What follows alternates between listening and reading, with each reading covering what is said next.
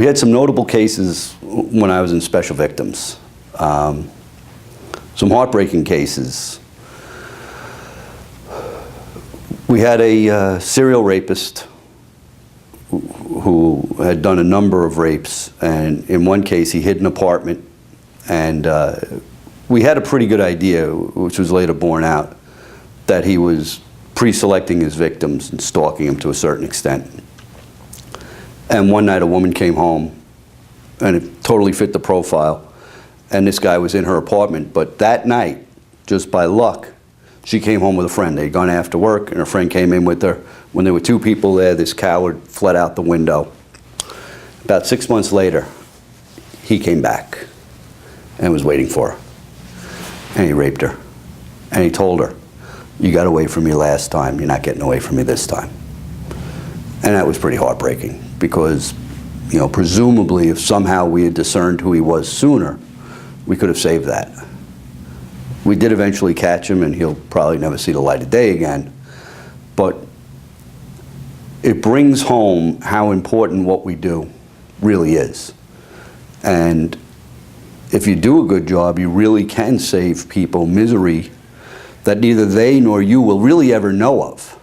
We never would have known, oh, this woman would have been assaulted.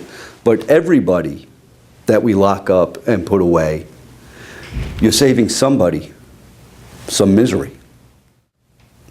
It's very hard to visualize the abstraction of people who might be victimized by this guy. But they're out there. I mean, you could do the same thing with traffic. If you do a good job engineering, you don't know who it was that doesn't have the accident. In this particular case, we saw someone who was victimized because of that gap in 6 months that we didn't catch this guy. And it brings home to you that what you do, when you do take him off the street and go to court and watch him get sentenced to 143 years, that in that time period, there are people, we nor they will never know who they are. Absent our intervention, he would have hurt someone, as sure as I'm sitting here talking to you. But except for cases like that, you'll never know who they are. So it's hard to put your hands around, but they're out there.